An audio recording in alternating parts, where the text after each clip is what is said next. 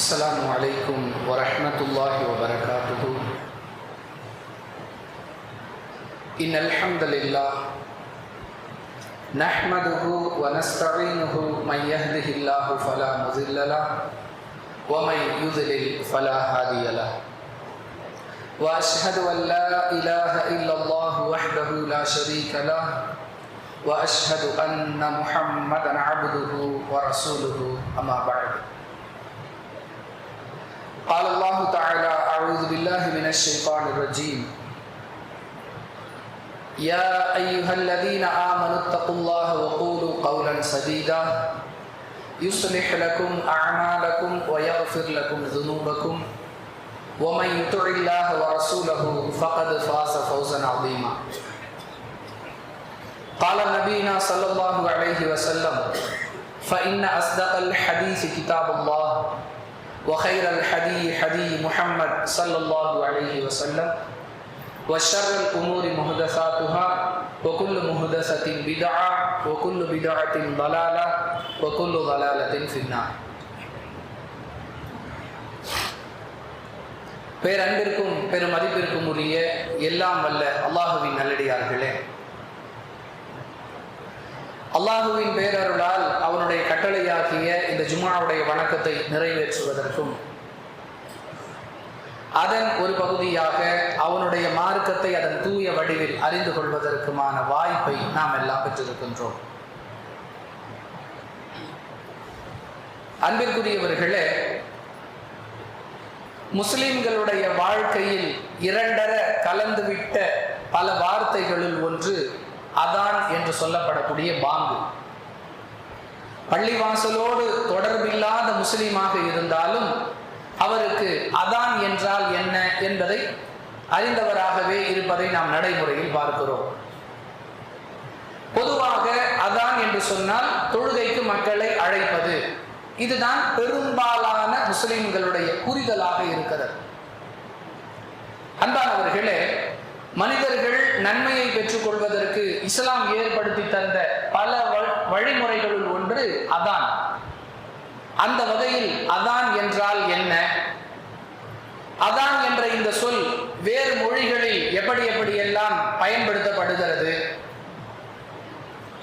எதற்காக இஸ்லாம் இந்த அதான் என்கிற ஒரு இபாதத்தை நமக்கு கற்றுத்தந்தது, எங்கெல்லாம் அதான் சொல்ல வேண்டும், எங்கெல்லாம் அதான் சொல்லுவது பித்அத், அதான் சொல்வதற்கு இஸ்லாம் வழங்கக்கூடிய சிறப்பு என்ன, யார் இந்த அதான் பாங்கு சொல்லுவதை தன்னுடைய பணியாக வைத்திருக்கிறாரோ மறுமையில் அவர் அடையக்கூடிய அந்தஸ்து என்ன,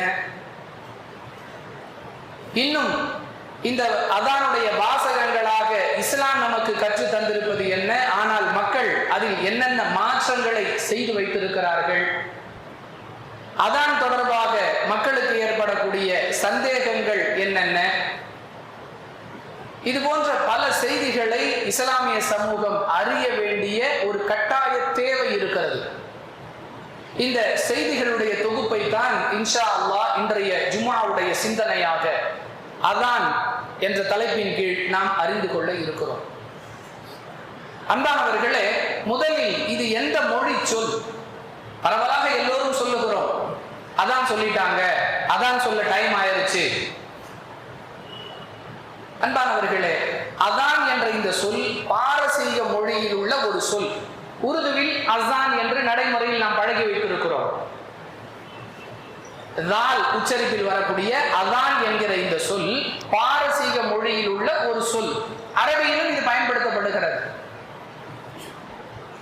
சத்தம், ஓசை, அழைப்பு, இது போன்ற கருத்துக்களை கொண்ட ஒரு பாரசீக மொழி சொல்லாகத்தான் அதான் என்கிற இந்த வார்த்தை பயன்படுத்தப்படுகிறது. இது தவிர அரபி மொழியிலும் சில இடங்களில் அதான் என்கிற இதே பாரசீக மொழி வார்த்தையும் பயன்படுத்தப்படுகிறது. ஹதீசுகளில் நிதா என்ற வார்த்தை அதானுக்கு இணையான ஒரு சொல்லாக பயன்படுத்தப்படுகிறது. யா அய்யுஹல்லதீன ஆமனு இதா நூதிய லிஸ்ஸலாத்தி, நிதா என்கிற வார்த்தையிலிருந்து இந்த வார்த்தை நூதிய லிஸ்ஸலா, தொழுகைக்காக அழைக்கப்பட்டார் என்கிற இடத்தில் அல்லாஹ் இந்த வார்த்தையை பயன்படுத்துகிறார். இது தவிர தமிழில் பாங்கு என்ற சொல்லை கொண்டு இந்த தொழுகை அழைப்பை அடையாளப்படுத்துகிறார்கள். இப்படி பல மொழிகளில் அழைப்பு, ஓசை, சத்தம் என்கிற பொருள் தரக்கூடிய இந்த வார்த்தை நடைமுறையில் தொழுகை அழைப்பை அடையாளப்படுத்தக்கூடிய ஒரு வார்த்தையாக இருக்கிறது. இது பொதுவான தகவல்.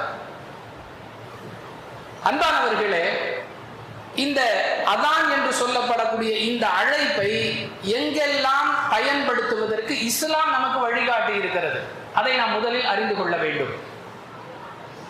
புகாரியில் இடம்பெறக்கூடிய 628, 630, 819 ஆகிய ஹதீசுகளில் இதை தொழுகைக்குரிய அழைப்பாக பயன்படுத்திக் கொள்ளும்படி ரசூலுல்லாஹி ஸல்லல்லாஹு அலைஹி வஸல்லம் நமக்கு கற்றுத் தருகிறார்கள். தொழுகைக்கான நேரம் வந்துவிட்டால் உங்களில் ஒருவர் அதான் பாங்கு சொல்லட்டும்.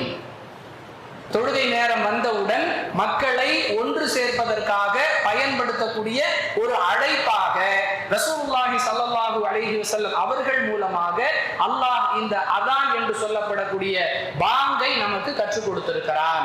அப்படி என்றால் அதான் பயன்படுத்த வேண்டிய மிக முக்கியமான இடம் தொழுகைக்காக மக்களை அழைப்பதற்கு பயன்படுத்திக் கொள்ளலாம்.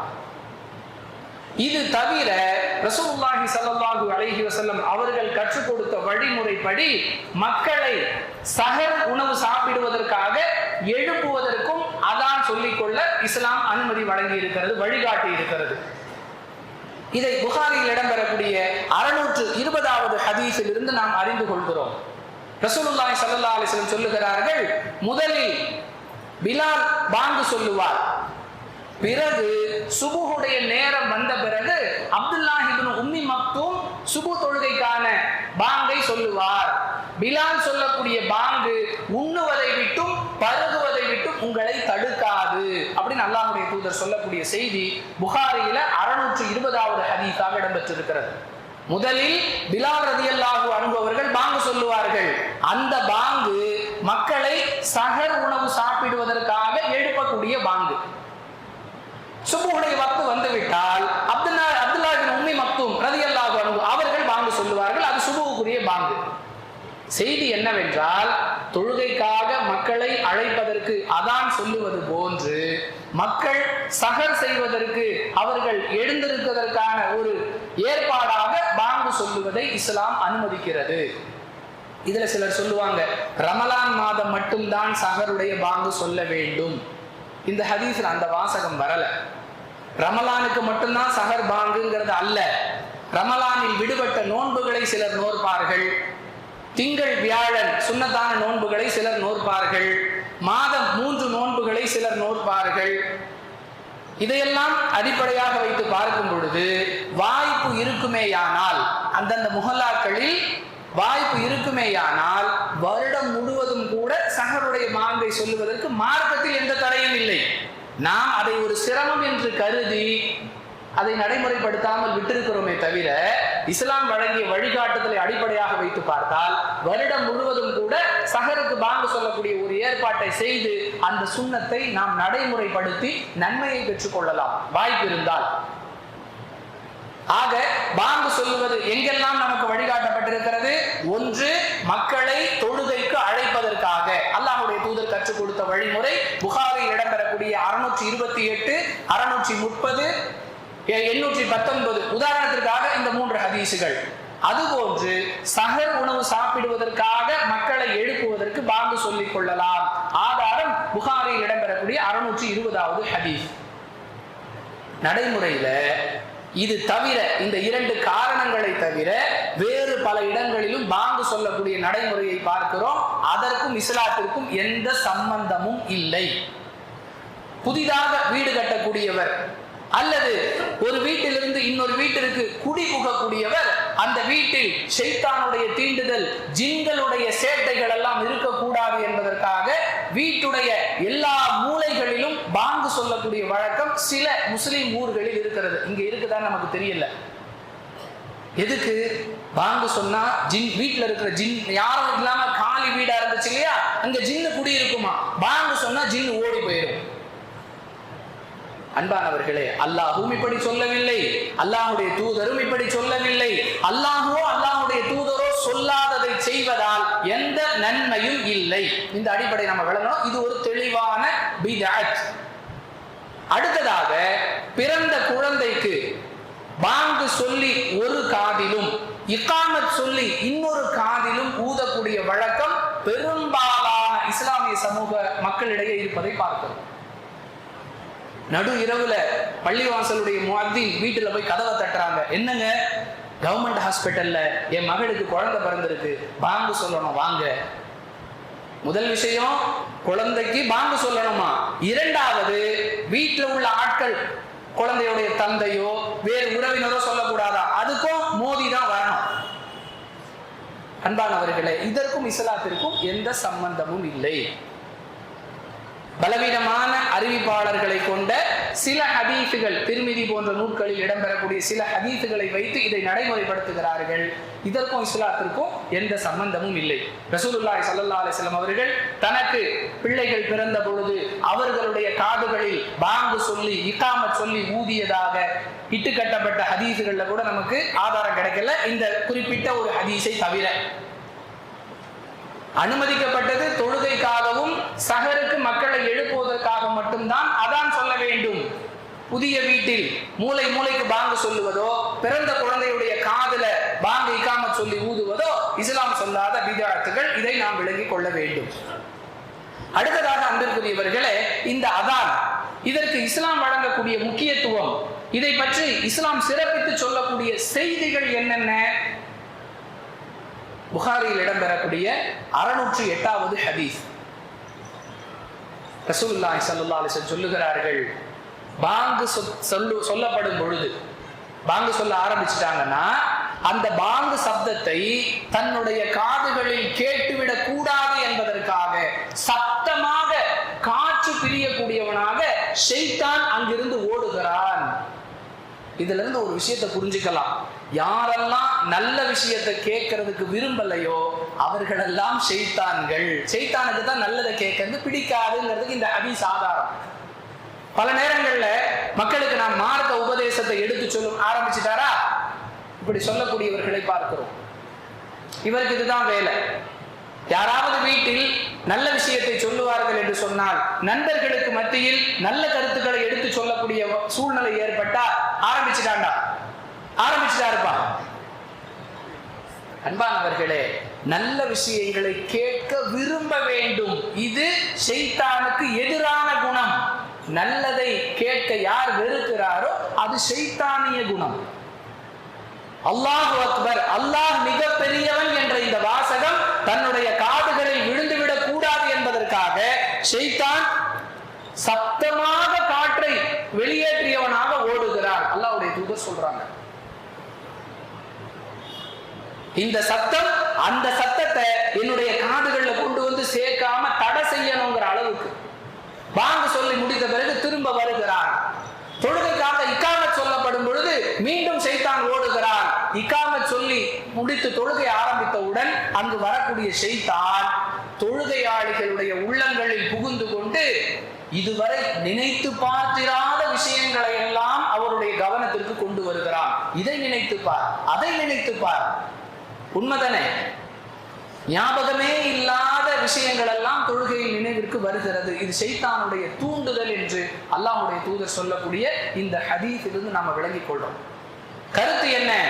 ஷைத்தானை கோபமூட்டக்கூடிய, ஷைத்தானை விரட்டக்கூடிய ஒரு விஷயமாக இந்த அதான் அமைந்திருக்கிறது. இதை காரணம் வச்சுக்கிட்டு வீட்டுல பாங்கு சொல்லி ஷைத்தானை விரட்டுறான், அந்த அர்த்தம் அல்ல. பாங்கு சத்தம் கேட்கப்படும் பொழுது ஷைத்தான் ஓடுகிறான், அப்படிதான் ரசூலுல்லாஹ் சொன்னாங்களே தவிர ஷைத்தானை ஓட்டுறதுக்காக பாங்கு. நிறைய ஊர்கள்ல பேய் விரட்டுறோம், என்னங்க பண்ணுவீங்க? பாங்கு சொன்னோம்னா பேய் எல்லாம் ஓடிடும், அப்படி அர்த்தம் அல்ல. இப்படி தவறான அர்த்தத்தை கொடுக்க கூடாது. பாங்கு சொல்லப்படும் பொழுது ஷைத்தான் ஓடுகிறான், இது பாங்கிற்குரிய ஒரு சிறப்பு. புகாரில் இடம்பெறக்கூடிய 608வது ஹதீஸ். அதே புகாரில 610வது ஹதீஸில் பார்க்கிறோம். அபூ சயீத் அல் குத்ரி ரலியல்லாஹு அன்ஹு சொல்லுகிறார்கள், ஒரு மனிதரை பார்த்து சொல்லுகிறார்கள், நீங்கள் ஆடு மேய்ப்பவராகவும் காடு வனாந்தரங்களில் சுற்றி திரியக்கூடியவராகவும் இருக்கிறீர். தொழுகைக்காக நேரம் வந்து பாங்கு சொல்லும் பொழுது சத்தமாக பாங்கு சொல்லுங்கள். பாங்கு சொல்லும் போது உங்களுடைய குரலை உயர்த்துங்க, எவ்வளவு முடியுமோ அதிக சத்தத்துல சொல்லுங்க. ஏனென்றால் உங்களுடைய பாங்கு சத்தத்தை கேட்கக்கூடிய மனிதர்கள், ஜின்கள் மற்றும் உள்ள எல்லா படைப்பினங்களும் மறுமையில் அந்த பாங்கை சொன்னவருக்காக எந்த பாங்குடைய சத்தத்தை இவர்கள் கேட்டார்களோ அந்த பாங்கை, அந்த அதானை யார் சொன்னாரோ அவருக்காக பரிந்துரை செய்வார்கள் என்று அல்லாஹ்வுடைய தூதர் ஸல்லல்லாஹு அலைஹி வஸல்லம் அவர்கள் சொன்னதை நான் கேட்டிருக்கிறேன். அதனால உங்களுடைய குரலை உயர்த்தி பாங்கு சொல்லுங்க. அந்த சத்தம் எவ்வளவு தூரம் போகுதோ அதை யாரெல்லாம் மனிதர்கள், ஜின்கள், மற்ற படைப்பினங்கள் யாரெல்லாம் கேட்கிறார்களோ அவர்கள் பாங்கு சொன்னவருக்காக மறுமையில் சிபாரிசு செய்வார்கள் ரசூலுல்லாஹ் சொல்லி இருக்கிறாங்க.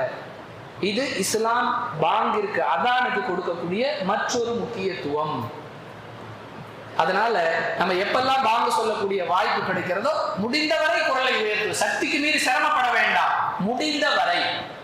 இது ஹதீஸில் நமக்கு கிடைக்கக்கூடிய ஒரு செய்தி. அடுத்ததாக புகாரில் இடம்பெறக்கூடிய 615வது செய்தியை பார்க்கிறோம். ரசூலுல்லாஹி ஸல்லல்லாஹு அலைஹி வஸல்லம் சொன்னார்கள், பாங்கு சொல்லுவதிலும் முதல் வரிசையில் நின்று தொழுவதிலும் கிடைக்கக்கூடிய நன்மையை மக்கள் அறிந்து கொள்வார்களேயானால் போட்டி போடுவார்கள். சீட்டு குலுக்கி போட்டுத்தான் யார் பாங்க சொல்லுவது, யார் முதல் சஃப்ல நிக்கிறதுங்கிறத முடிவெடுக்கலாம்னு சொன்னா அதற்கும் மக்கள் சரி தயார், குலுக்கி போடுங்க முன் வந்துருவாங்க. அந்த அளவிற்கு நன்மை பெற்று தரக்கூடிய 2 செயல்களும் ஒன்றாக அதான் சொல்லுவது அமைந்திருக்கிறது. அல்லாஹ்வுடைய தூதர் சொல்றாங்க. நிலைமை என்ன தெரியுமா? பாங்கு சொல்லுதல் அப்படிங்கிறது ஒரு கீழான பணி, இமாமத்து செய்வது மேலான பணி, பயான் செய்வது அதை விட பெரிய பணி. அப்படித்தான் இஸ்லாமிய சமூகம் புரிந்து வைத்திருக்கிறது.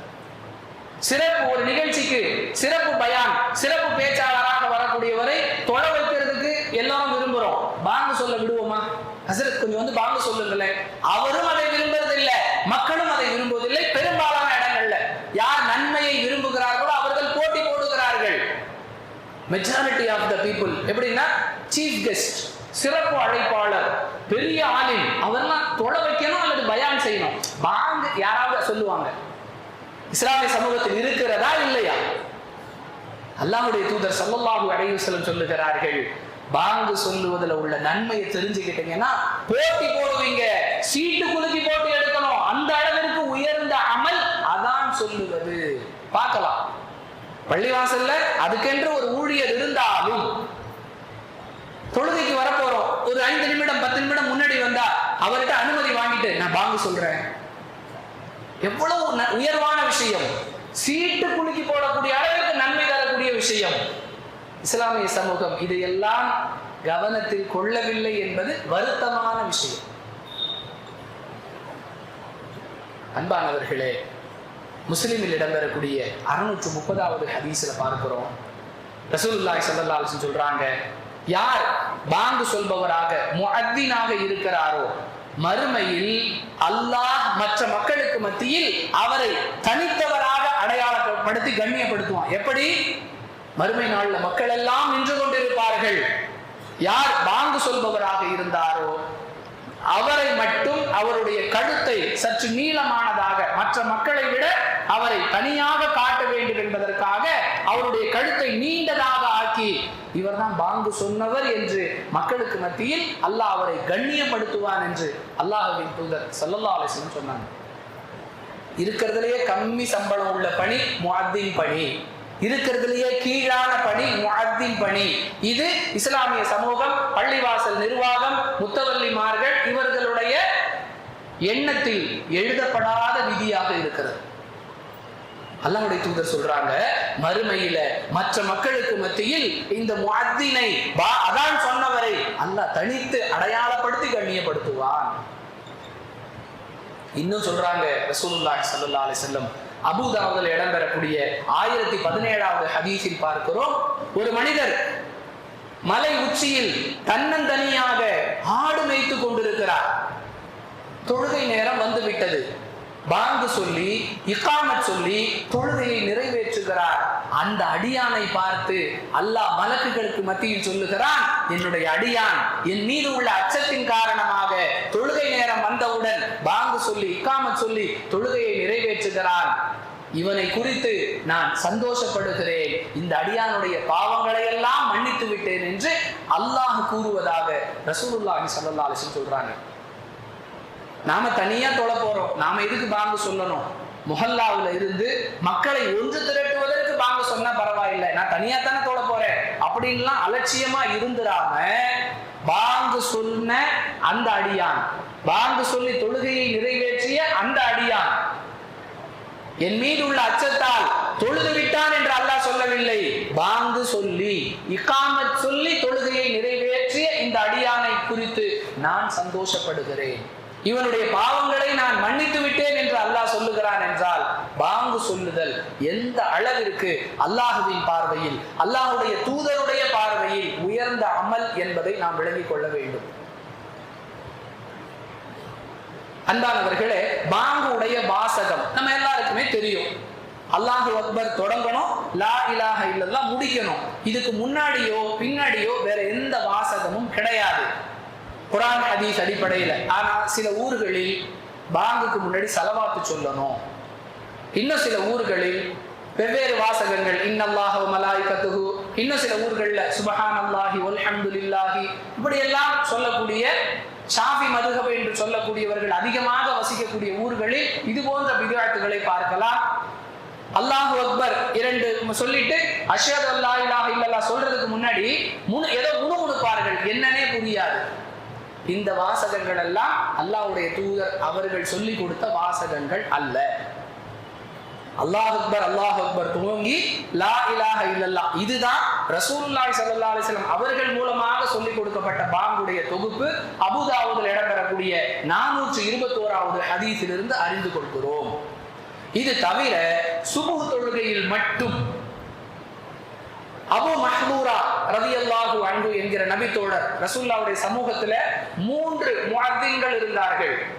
ஒருவர் பிலால் ரலியல்லாஹு அன்ஹு, இரண்டாம் அவர் அப்துல்லாஹ் இப்னு உம்மி மக்தூம் ரலியல்லாஹு அன்ஹு, மூன்றாம் அவர் அபு மஹ்தூரா ரலியல்லாஹு அன்ஹு என்று 3 சஹாபாக்கள் நபிகளாருடைய சமூகத்தில் அதான் சொல்லக்கூடிய முஅத்தின்களாக இருந்தார்கள். அல்லாஹ்வுடைய தூதர் பயணத்துல பிலால் ரலியல்லாஹு அன்ஹு அல்லது ஒரு முஅத்தினை அழைத்து சென்று விட்டால் மீதமுள்ள 2 நபர்கள் முஹல்லாவுடைய வேலைகளை பார்த்துக் கொள்வார்கள். அந்த அடிப்படையில ஒரு நாள் சுபுஹ் தொழுகைக்காக நான் பாங்கு சொல்லும் பொழுது ஹய்யாலல் ஃபலா என்பதை சொல்லி முடித்துவிட்டு அஸ்ஸலாத்து கைரும் மினன் நவும், தூக்கத்தை விட தொழுகை மேலானது என்று நான் சொன்னேன். அதை அல்லாஹ்வின் தூதர் ஸல்லல்லாஹு அலைஹி வஸல்லம் அவர்கள் தடுக்கவில்லை. அபு மஹ்தூரா ரலியல்லாஹு அன்ஹு சொல்றாங்க, அல்லாஹ்வுடைய தூதர் தடுக்கல, அங்கீகரிச்சுக்கிட்டாங்க. அப்போ சுபுஹுடைய பாங்கில் மட்டும் இந்த வாசகங்களை சேர்த்துக் கொள்வது நபி ஸல்லல்லாஹு அலைஹி வஸல்லம் அவர்களால் அனுமதிக்கப்பட்டுள்ளது. இதை அபூதாவூதில் இடம்பெறக்கூடிய 425வது ஹதீஸிலிருந்து அறிந்து கொள்கிறோம். இது தவிர புகாரில் இடம்பெறக்கூடிய 611வது ஹதீஸ், 616வது ஹதீஸ்ல உள்ள கூடுதல் செய்தி என்னன்னா, கடுமையாக மழை பெய்து கொண்டிருக்கிறது, தெருக்கள் எல்லாம் சேரும் சகதியுமாக இருக்கிறது, மக்கள் பள்ளிவாசலுக்கு வரக்கூடிய சூழல் இல்லை என்பது தெரிகிறது. அப்படிப்பட்ட நேரத்துல ஹய்யால ஸலா ஹய்யாலல் ஃபலா சொல்லாம தொழுகையின் பக்கம் வாருங்கள், வெற்றியின் பக்கம் வாருங்கள்னு சொல்லாம அந்த இடத்துல சல்லு ஃபீ புயூத்திக்கும், உங்களுடைய வீடுகளிலேயே தொழுது கொள்ளுங்க, சல்லு ஃபீ ரிஹாலிக்கும், உங்களுடைய இருப்பிடங்களிலேயே தொழுது கொள்ளுங்கள், இந்த வாசகத்தை பாங்கில் சேர்த்துக் கொள்வதற்கு இஸ்லாம் அனுமதி வழங்கி இருக்கிறது என்பதை புகாரில் இடம்பெறக்கூடிய 616வது ஹதீஸிலிருந்து அறிந்து கொள்கிறோம். பாங்கு சொல்லிட்டு தொழுகைக்கு நேரம் வந்துருச்சு, நீங்க சிரமப்பட்டு வர வேண்டாம், அவரவர் தம்முடைய இருப்பிடத்திலேயே தொழுகை நிறைவேற்றிக் கொள்ளுங்க. இஸ்லாம் மனிதனுக்கேற்ற மார்க்கம் என்பதற்கு இந்த ஹதீஸ் ஒரு ஆதாரம். அதெல்லாம் கிடையாது, பள்ளிவாசலுக்கு தான் வரணும், வெள்ளம் போகுதா இங்கதான் வரணும் அப்படிலாம் சொல்லவே இல்லை இஸ்லாம். அல்லாஹ் கருணையாளன், இஸ்லாம் மனிதனுக்கேற்ற மார்க்கம் என்பதற்கு பல சான்றுகள், அதுல இந்த ஹதீஸும் ஒரு சான்று. அவங்கவுங்க இருப்பிடங்களிலேயே தொழுது கொள்ளலாம், இந்த வாசகங்களை சேர்த்துக் கொள்ளணும். இதை தவிர்த்து நாம பாங்குக்கு எந்த வாசகத்தையும் இஸ்லாம் கற்றுக் கொடுத்ததாக காண முடியவில்லை, மக்களாக சேர்த்துக் கொள்கிறார்கள். பாங்கு சொல்லுவதை கேட்பவர்கள் சில விஷயங்களை செய்யணும். அது என்ன? பாங்குக்கு பதில் சொல்லுதல். பாங்கு சொல்லும் போது பேசக்கூடாது, பாங்கு சொல்லும் போது டீ குடிக்க கூடாது, பாங்கு சொல்லும் போது சாப்பிடக்கூடாது, பாங்கு சொல்லும் போது மலஜலம் கழிக்க கூடாது, பாங்கு சொல்லும் போது குழந்தைக்கு பால் ஊட்டக்கூடாது. இப்படி எல்லாம் கற்பனை கதைகளை சொல்லி வைத்திருக்கிறார்கள். பாங்கு சொல்லும் போது கணவன் மனைவி சேரக்கூடாது. இப்படி அல்லாஹ்வோ அல்லாஹ்வுடைய தூதரோ எந்த தடையும் போடல. பாங்கு சத்தத்தை கேட்டா மற்றவர்கள் செய்ய வேண்டியது என்ன? அந்த பாங்கிற்கு பதில் சொல்ல வேண்டும்.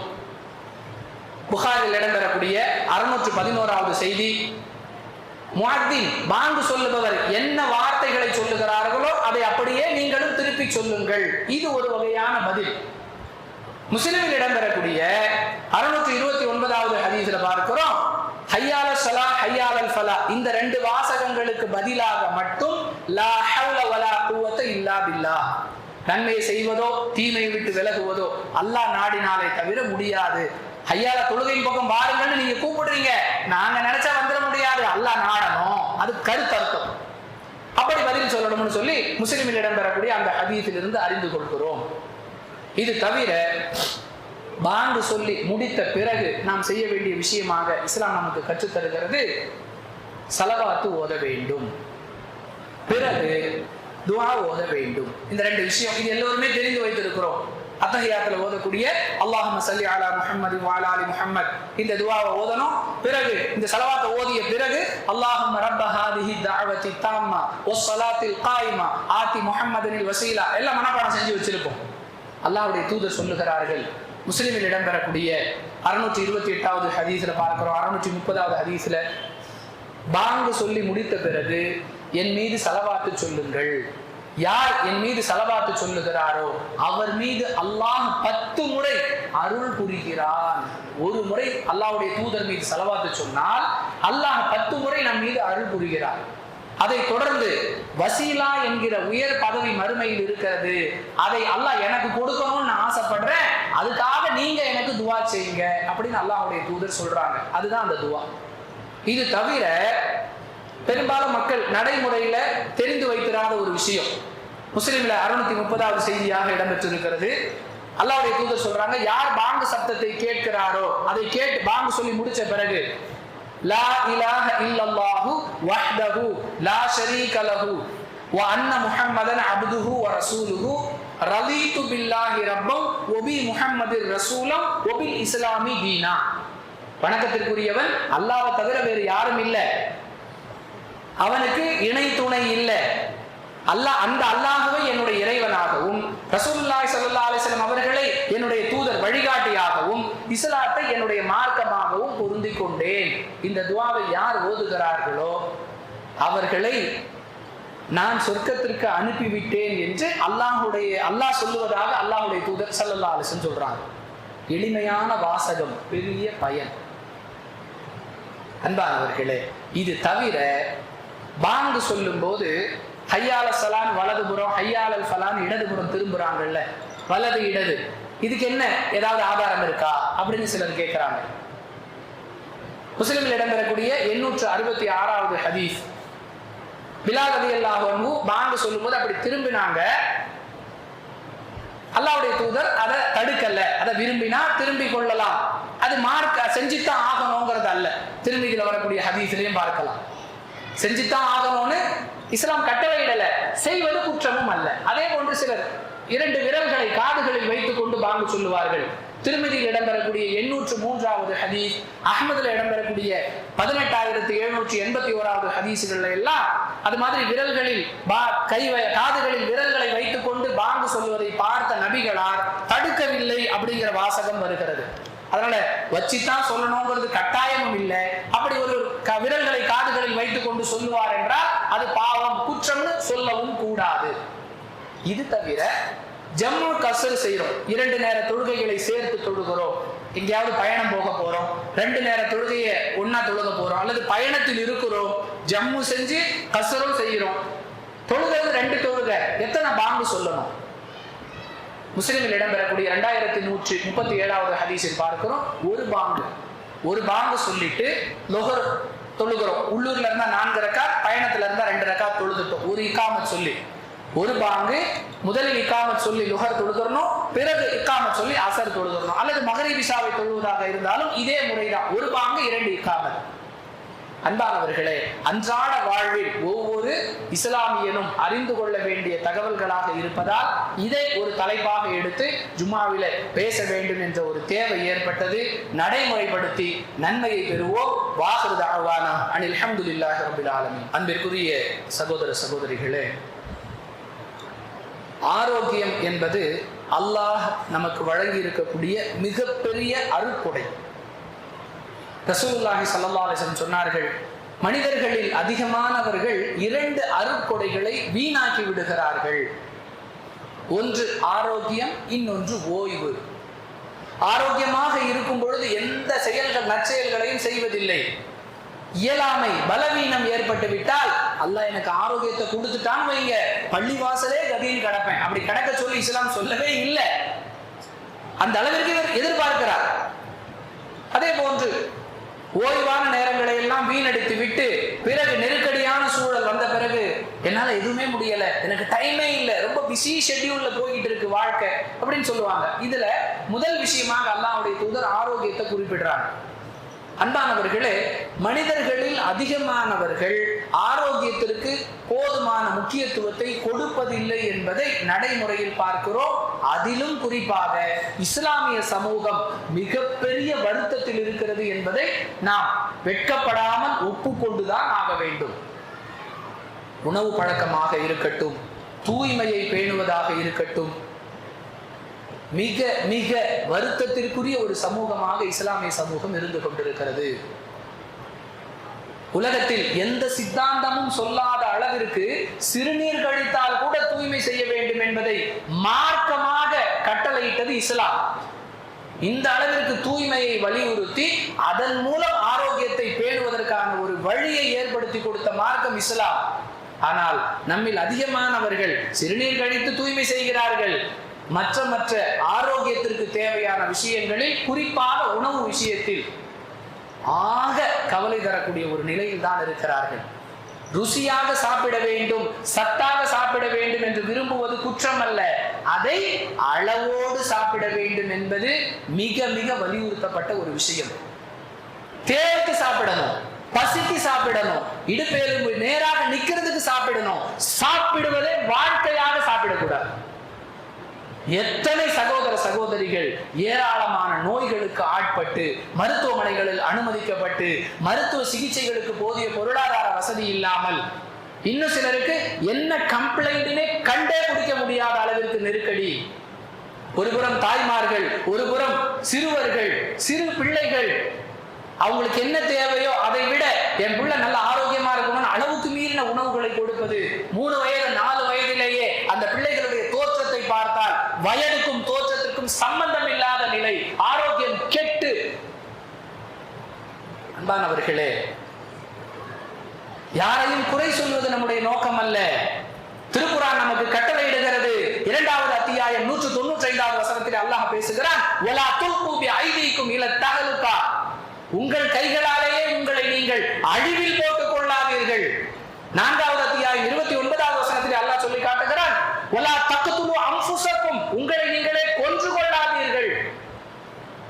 நம்முடைய நடவடிக்கைகளில் நாம் ஆரோக்கியத்திற்கு எதுவெல்லாம் துணை செய்யுமோ அவற்றிற்கு முக்கியத்துவம் கொடுக்காவிட்டால் நம் கைகளாலேயே நாம் நம்மை நாசத்தில் போட்டுக் கொள்கிறோம், நம்மை நாமே கொன்று கொள்கிறோம், அழித்துக் கொள்கிறோம் என்பது இந்த வசனங்கள் சொல்லக்கூடிய எச்சரிக்கை. எனவே மற்ற விஷயங்களில் நாம் ஆரோக்கியத்திற்கான கவனத்தை செலுத்த வேண்டும். அதிலும் குறிப்பாக உணவு விஷயத்தில், தூய்மை விஷயத்தில் கூடுதல் கவனம் செலுத்தி, அல்லாஹ் கொடுத்த இந்த உடல், அல்லாஹ் கொடுத்த இந்த உயிர் அமானிதம். அமானிதத்திற்குரிய பொருள் என்ன? நம்மிடம் கொடுக்கும் பொழுது அது எப்படி நல்லதாக இருந்ததோ அதுபோன்று அதை திரும்பி ஒப்படைக்கும் பொழுது நல்ல நிலையில் ஒப்படைக்க வேண்டும். ஒருவர் வெளிநாடு செல்லுகிறார், அவருடைய 2 சக்கர வாகனத்தை அப்படியே வச்சிருந்தா வீணா போயிடும், நீங்க ஓட்டிக்கிட்டு இருங்க, நான் வந்து வாங்கிக்கிறேன்னு சொல்லி கொடுக்கிறார். அவர் எப்படி நம்மிடம் ஒப்படைத்தாரோ அதே தரத்தில் அவரிடம் நாம் திரும்ப ஒப்படைத்தால் தான் அமானிதத்தை பேணினோம் என்பது பொருள். அல்லாஹ் கொடுத்த ஆரோக்கியமான உடலை, உயிரை அல்லாஹ் எப்படி கொடுத்தானோ அது போன்று எந்த பழுதும் இல்லாமல் அவன் பெரும் பொழுது நாம் ஒப்படைத்தால் தான் நாம் அல்லாஹ்வுடைய அமானிதத்தை சரியாக பேணி வந்தோம் என்பது பொருள்.